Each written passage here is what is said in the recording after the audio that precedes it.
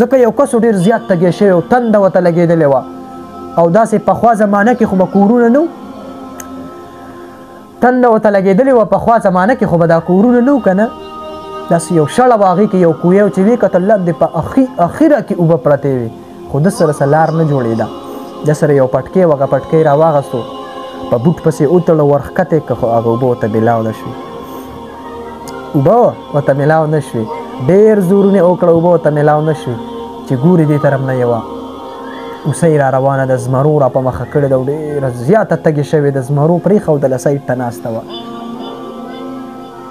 او چې څنګه هغه اوسۍ الله طرف ته به راوکتل وی رب کریم په زبان هم زه بې زبانه یم زه ډېره کمزور یم یا الله پاکه اوبه ورکولو والا خو ته یا الله پاکه مانه اوبه راکې تږې اوس ځناور ته ګوره ښه الله جل شانهو د کوی د طرفه داسې یو چپه ووالی شوه داسې اوبه را وخوټ کېدلې او رالی هغه سړي هم ترې اوبه وڅکلې هغه انسان هغه مسلمان هم ترې اوبه وڅکلې او د جانور هم ترې وڅکلې او دعا چا کړې وه جانور کړې وه اوسۍ کړې وه نو چې کله اوسۍ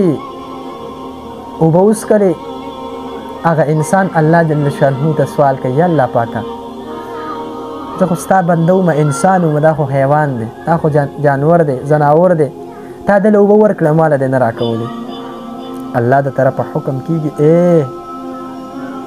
تا ته پته شته د الله د طرفه ورته حکم رالی وایي دا بې زبانه ده خو وایي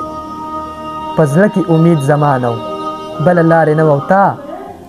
په پړي پسې کوشش کو په بوټ پسې دې کوشش کو چې د اوبه زه راوالم تا د پړي تکل کوه هغه چې څنګه راله زما تکل یې وکړو چې یا الله پاکه اوبه ورکولو والا خو تی ماله اوبه راکړه نو په الله باندې یقین ساتل الله جل شانهو داسې خالق ذات دی چې بل خالق ذات په مخ د ځمکه نشته الله جل شانهو داسې مالک ذات دی که نه چې په مخ د ځمکه بل مالک د هغه په شان نشته الله جل شانهو داسې رازق ذات دی چې بل رازق په مخ د ځمکه نشته دی الله جل شانهو قرآن کې فرمایي که نه افلا ينظرون الى الابل كيف خلقت والى السماء كيف رفعت والى الارض كيف سطحت والى الجبال كيف نصبت الله قرآن کې فرمایي آیا ته نه ګورې دا اوښ ما څنګه پیدا که داسې خالق ذات دی الله وایي ته دې اوښ ته وګوره که نه څنګه مې پیدا که الله جل شانهو قرآن مقدسه کې فرمایي والى السماء كيف رفعت وایي ته دې اسمان ته وګوره څنګه مې پیدا کړو داسې خالق ذات بل شته دی چې اسمان پیدا کړي داسې اسمانونه پیدا کړه تر نن تاریخه پورې د هغې نه څه ټوکړه را پرې نه وته تر نن تاریخه پورې دغې اسمان رنګ بدل نه کړو داسې خالق ذات دی د هغه خالق ذات سره تعلق جوړول پکار دی ما ته خو د الله بړۍ نه بیانو ما ته چې کوم طرف ته ګورو ما ته الله ښکاري خو پکار دی چې انسان د الله په خالقیت د الله په مالکیت د الله په رازقیت باندې سوچ فکر وکړي په هغې باندې غور وکړي چې الله څومره کریم رب دی الله څومره خالق ذات دی الله څومره مالک ذات دی الله څومره رازق ذات دی انسان چې په معاشره سوچ وکړي ته به پته ولګي نو الله قرآن کې فرمایي والى الارض کیف سطحت وایي دې ځمکې ته وګوره څنګه مې پیدا کړه څنګه مې وغوړوله دا چا وغوړوله دا الله جل شانهو وغوړوله دا هغه رب دی الله فرمایي که نه وایي که چېرته دا ځمکه ما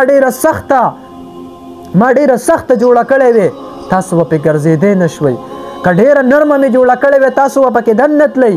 داسې تخلیق وایي ما د دې ځمکې وکړو چې په بهترینې طریقې سره مې جوړه کړه الله وایي چې تاسو ته پرې ګرځېدل اسان دي الله ما تاسو سره دلته مینه کړې ده الله بیا قرآن کې فرمایي والى الجبال کیف نصبت او وایي ته دې غرونو ته وګوره څنګه مې درته ولګول د میهونو په ذریعه په ځمکه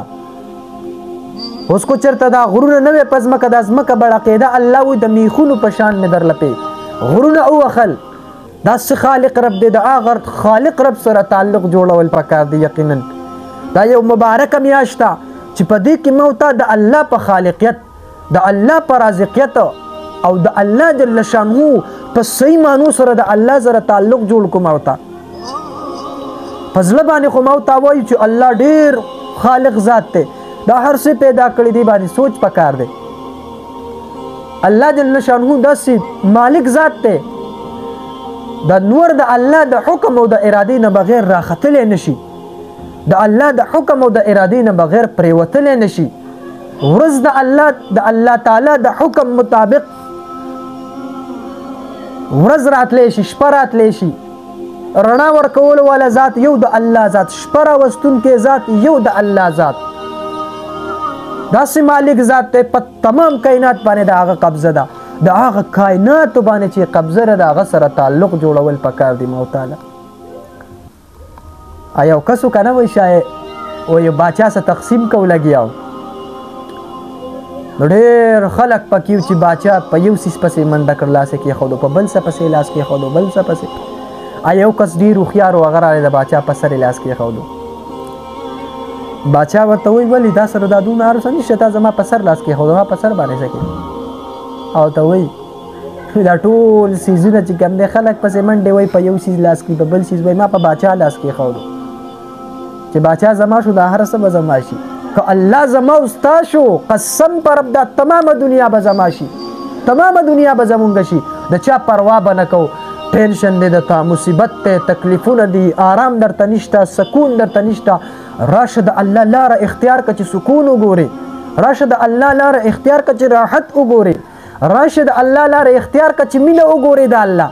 الله داسې مینه کوي ما او تا سره بیا داسې محبت کوي الله وایي ته د شپې زما سره محبت وکړه د ورځې به د خلکو په زړونو کې ستا دپاره محبت پیدا کړم د خلکو په زړونو کې به ستا دپاره مینه پیدا کړم کم خلکو چې د چا سره مینه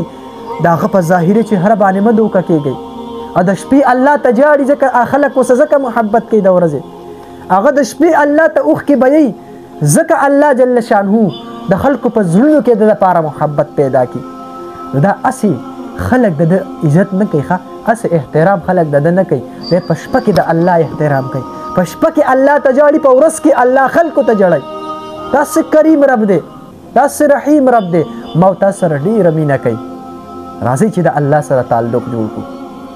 او داسې رازق ذات دی تمام کائنات له الله رزق ورکوي 18,000 مخلوقات الله پیدا کړي الله وی رزق څوک ورکوي الله وی رزق زه ورکوم الله قرآن کې فرمایي وما من دابة فی الارض الا علی الله رزقها وی په مخ د ځمکه چې څومره زنده سر دی رزق زه ورکوم داسې رازق ذات دی د هغه رازق سره تعلق جوړول پکار دی نو کم از کم چې چا هم د الله سره تعلق جوړ کړی ژوند کې ورته سکون میلاو دی یو خبره به زه وکړم د الله نه چې یو انسان امید ساتي که نه الله جل شانهو د هغه په زړه باندې فیصلې کوي ځکه د الله نه امید ساتل الله بیا ژوند کې سکون راولي انسان ته راحت راولي نو پکار ده چې موږ د الله په الله امید وساتو بعضې نیم کسان ما ته کالو کې قاري صاحب ویلي چې تعویض راله وکړه چې زما کار وشي او په ګارنټۍ وشي زه ورته په خندا شم زه کله کله دا کسان بې عزته کړم ګوره ګارنټي هر څه الله کوي دا تعویض دا وظیفه ده یو وسیله ده خو بعضې نیم کسانو ایمان په تعویضونو راوړی الله دې موږ ټول مات کار کول والا څوک دی الله نو انشاءالله تعویض به هم کېږي خو امید به د الله نه ساتي وظیفه به هم کوي خو امید به د الله نه ساتي بیا الله دا مې ته وسیله کړه نو الله جل شانهو بیا فیصلې کوي دا څه خبرې چې موږ الله جل شانهو دې په عمل کول اسان کړي